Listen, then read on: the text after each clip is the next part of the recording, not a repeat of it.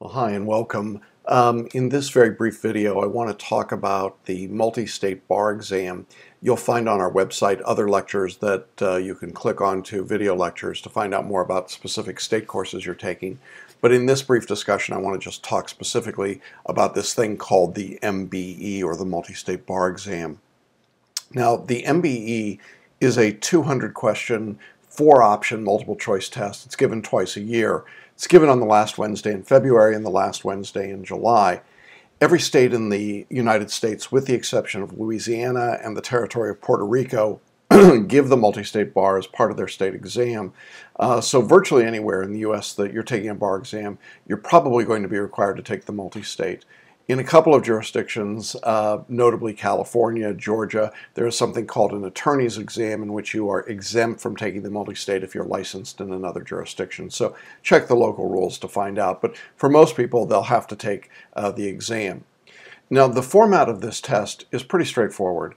100 of the 200 questions are given in a 3-hour morning session. There's a lunch break, and then in the afternoon, there's another 3-hour 100-question section. Now, effective with the February 2015 bar exam, the test is changing. It's changing in a significant way. A new 7th subject of civil procedure will appear along with the current MBE topics, and I'll talk about that more in a moment. The test itself contains, as I said, 200 multiple choice questions, 190 of which will actually be scored. There are 10 unscored questions that are being used or evaluated for future use. Those will be indistinguishable to you from the scored questions. They're just mixed into the test. With the addition of civil procedure, the 190 questions that are scored on the MBE are distributed as follows. Civil procedure, there will be 27 questions scored. Then constitutional law, 27 questions. Contracts has 28 questions, and this includes UCC Article 2. Criminal law and procedure has 27 questions, evidence has 27 questions, real property has 27 questions, and torts has 27 questions. Those are the 7 topics that can be tested, and that's what's involved. Now, as I said, civil procedure is a brand new subject, and so I know there's going to be some questions about that, and I wanted to just talk very briefly about what's going to be tested for that subject. Our course will have all of those materials, questions, lectures, outlines already in place, but just so that you know, here's what's on the outline to be tested for civil procedure. It will include federal jurisdiction and venue, so not just procedure, but it includes venue, and that includes things like subject matter and personal jurisdiction, service of process, venue, transfer of suits, and so on. The subject will also include the laws applied by federal courts. It will look at state law versus federal common law. It will also cover pretrial procedures, and this goes all the way from preliminary injunctions through pretrial conferences, adjudications, joinder of parties, Rule 11, and so on. Jury trials will also be covered, the right to a trial, the selection and composition of a jury, objections and requests for jury instructions. And then the subject will conclude with 3 final subjects. One is motions. This is everything from pretrial motions, motions as a judgment, for judgment as a matter of law, post-trial motions, all kinds of motions. And then verdicts and judgments. This would be defaults, involuntary dismissals, jury verdicts, issue and claim preclusion. Some of you know that as res judicata and collateral estoppel. I'm sorry to say that will be on the test as well. And then the last of the topics within civil procedure will be appealability and review. This would be the final judgment rule and the scope of review for judge and jury. So that's what's going to be tested in that subject. You can see it's a fairly significant list and quite different. So if you're planning on using an old set of bar review books or looking at somebody's old materials, you're going to be out of luck on this subject, and I would encourage you not to do that. Now, the questions on the multi-state are mixed up in order so that you go from one subject to another, rather than all of the questions in one subject all grouped together. The questions are multiple choice. There are 4 answer choices. Typically on the multi-state, you're going to have relatively long fact patterns, followed by a call of the question and then your 4 choices. And the test generally requires attention to detail. There are some very fine line distinctions, and you have to be aware of the detail that comes into play in each of these areas of law. The exam itself is written and administered by a group called the National Conference of Bar Examiners, or the NCBE. And the NCBE provides companies like Celebration Bar Review with a license to provide former multi-state questions for your use and review, and those are included in our course. In fact, we're going to provide you with about 1,900 questions as I'm speaking today. It goes up periodically, and that will include more than 4 full-length plus exams, plus something called the online practice exams, and all of the latest exams that the National Conference has provided. So everything that's available we'll provide within our course. Now, obviously it's one thing to provide questions, but it's a whole different matter to provide some explanation for those questions, and that's one of the things that makes our course unusual, and I think very positive for our students. We're going to provide you with an explanation, not just for the question, but for each and every answer choice to those questions. In other words, when you take a test and you do a question, we're going to tell you why answer choice A might be right, but we'll also explain to you why answer choices B, C, and D are wrong, and typically they're for different reasons. So as a result, you have the ability to not only see what makes for a correct answer, but also to learn from any mistakes that you make. In addition, as I said, the National Conference provides an outline of the way in which they're going to test a topic and the weight that they assign to different subtopics. We follow those outlines in our materials, so you'll have the right amount of weight and emphasis placed in each area that's tested on the exam. So that's the basic structure of the test. Now, how is the test graded? Well, first what happens is that after you take the exam, you're given a raw score. That's the number of questions out of the 190 that are scored that you answered correctly. There's no deduction made for wrong answers, so it's important to answer every question, even if you're making a random guess. The raw score you receive is then adjusted by adding points typically to achieve what's called a scaled score. The number of points that will be added is determined by a fairly complex formula that I'm not going into here, but the purpose of the formula is to compare the difficulty of the exam that you're taking to the difficulty of a control exam that was given way back in July of 1973 when the test first began. And obviously the exams, I think, have gotten progressively harder, so as a result, that's the reason why you receive points rather than having points deducted. Now, we know that there will be some changes because of the addition of a 7th subject. Still, we expect scale points to go up on each exam. The comparative performance of students who are taking the exam across the country are compared on 60 questions that are called control questions. 30 of those questions have been given on a previous February administration of the test, and 30 have been given on a previous July administration of the test. And they're used to determine the difficulty of each exam on this relative basis back to our sample or control. What happens based on past grading history is that you could expect to add 10 to 18 points typically to your raw score to determine a scaled score. So let's say you got 120 questions correct out of the 190. That might enable or entitle you to 15 additional scaled points, thus making your scaled score 135. Now, whatever that scaled score is, it's then applied by the state bar examiners that you're in under their specific state rules to determine whether or not you pass. And it might be that it's simply added into an overall score on the exam as a whole, or in some jurisdictions you can pass just the multi-state. That would be the case, for example, in Florida.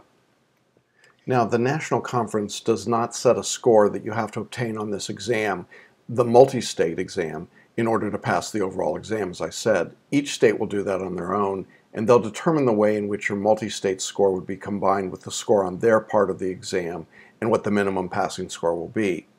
Now, if you're taking a course with us in one of those other states, or the Uniform Bar Exam or Multi-State Essay Exam, we'll show you how that particular score is used in your jurisdiction. If you're just taking the multi-state bar with us, you'll need to talk to the local bar examiners to get the formula for your particular state. So that's the test itself. Now, what do we do at Celebration Bar Review to prepare you for the multi-state? Well, there are a number of components to our course. The first is that we provide you with lectures that take you through each of those seven subject areas. I do the lecturing, so if you don't like my voice, don't sign up. The lectures typically run about 3 hours in length each, and there are typically 2 lectures on each subject. A few, like property, are a bit longer, but the idea is to get you through all of the substantive material in a lecture format. In addition to those lectures, we also have lectures that take you through practice exams so that you've got some test-taking techniques and tips, as well as a discussion of particular question approaches. And I do a lot of test-taking, how to go through it, and work through particular kinds of questions. In addition to all of the lectures, we also have comprehensive written materials on all the subjects. Now, all of our materials are going to be provided to you online in digital format, plus the choice of having a set of printed books or on an Apple iPad or whatever device we're currently using. The choice will be up to you as to which format you use. The material is identical either way. Written materials are important because what we've done is to point out in these written materials, whether they're digital or printed or electronic in some form, we're going to give you with the detail and the resources, the backup, the information that you need without trying to overwhelm you. These are not fill-in-the-blank outlines, they're actually narratives, and they've been devised specifically around the format that's used by the bar examiners. So in other words, we've put the emphasis on the right areas that the examiners have indicated they're going to test. The good news for our purposes is that the multistate's a very predictable test, and for that reason we can, with a high degree of assurance, direct your studies to the areas where it'll be most helpful. And in some cases in our written materials we provide you with access to the source material, for example the Federal Rules of Evidence or Federal Civil Procedure Code, to make sure that you're looking at the actual updated source material. And then we constantly are updating areas like con law, criminal law, with the latest Supreme Court decisions that could impact your answers in those areas. So our texts and our lectures are designed to be references for you. Most of our students will read the text first, then watch the lectures, or some will actually follow along in the text on their own. We'll give you a study guide that will direct your studies and give you our sense of how to do that. And then the third and major component of our multi-state course will be the question practice. Now, as I said, in our course we presently have about 1,900 separate multi-state questions, each of which has an explanation for each answer choice. These questions are designed to take you systematically through each subject to build on your knowledge and to work in what I would describe as a problem-based environment. It's one thing to study a subject in abstract theory, but another very different thing to apply it to a set of facts. And what I've discovered over the years is that most people learn more effectively by doing real problems, and so our problems are geared around that learning approach rather than mnemonics or memorization or flashcards. Now, unlike some of the big courses that write their own questions and in our experience make them either much harder than the actual test or much easier than the test, we actually use licensed questions almost exclusively in our course. And what that means is that our questions will be of the same degree of difficulty as you would expect to see on the bar exam. I think that's a significant difference. Now, there is a myth about the multi-state exam, and there are actually many myths, but one of them is that all of the questions are the same degree of difficulty and that degree of difficulty is incredibly high. That's usually the myth that's perpetrated by the people that sell multi-state only courses. It's simply not true. The multi-state has a range of difficulty in the questions. Some are actually quite easy, some are actually very, very difficult. The good news is that it's not necessary to pass the bar exam in most jurisdictions in order to get many of the real difficult questions correct. In other words, you don't have to get the really tough killer questions correct in almost every jurisdiction. But in almost every jurisdiction, it is vital that you get all of the easy questions, the low-hanging fruit, if you will, get those correct, and most of the mid-level questions correct. So what we try to do is to not put your focus on this small minority of questions that will most likely frustrate you, but instead to be certain that you are able to prepare and get correct the questions you ought to get correct and make certain you're able to handle the questions that are in what I would describe as the mid-range of difficulty with a consistent level of performance. Now, you can do your question practicing in our course in one of many different ways. You can take the questions through the digital books that we've got, through paper and pencil books, actually through an interactive program online, lots of different ways. It's exactly the same set of questions. But the way that we do it is that we'll have you do a series of questions in a subject, and then a few days later you'll roll over and do more questions in that subject plus a new subject. And then a few days later you'll roll over and do questions in the two prior subjects plus some more questions in this original subject, and continuing that way as you work your way through the materials until you get to the full-length exams near the end of the course. Now, in addition to those materials, we've got then a fourth component that I think is useful. It's called the multi-state nutshells, and these reflect our view of the controlling pieces of law for multi-state questions. In other words, we distill down what seems to control the correct answer, the principle that controls the correct answer, on thousands of multi-state questions, and we put it into about 50 or 60 pages worth of bite-sized sentences that you can use at the end to really tighten up your review, make certain that you understand the principles that guide most of these questions. Again, we don't have you memorize anything in this course. We don't have you do mnemonics or attack outlines. We haven't found that to be helpful. And in fact, our pass rates have indicated that we're successful in that approach for now more than 20 years. And the last piece of the course, as I said, are the full-length exams. These tests are accurate in their predictive nature. They're exams that I think will give you a good feeling for what the actual test will be. And because they're real exams, we've got real scaled scores that we can use to give you a sense at the end of how you're doing and predict your approach, and to direct where to put your time and your energy. So that's the approach that we want to use. In addition to all of this, we provide in every multi-state course a study guide that will be a list of assignments. It'll show you the order of assignments, what you need to study, and for how long. And most students find that enormously helpful. So that's a component of the course that we think is important. What essentially we want you to do in this course is to learn the law and then apply it in question practice. And we want you to be able to practice the test-taking skills that go on during the test itself. And that's what we call our multi-state course. That will combine and merge with a state course in the jurisdictions that we teach, or it can stand alone. It's your choice. If you have additional questions about the multi-state exam or our course, I encourage you to look around our website at celebrationbarreview.com, or you can call me directly. My direct line telephone is 864-365-6083, and I'd be glad to speak with you personally about the course or any of the components in it. On behalf of my entire staff, my editors, the people that work on these materials, that help us with the questions, that work on the details and the components of it, the people that help me with the lectures, I want to let you know that we're very proud of the course. We're now in our 20th year as I'm recording this, and we've had enormous success over the years with the multi-state, and we look forward to many more years of success on this exam.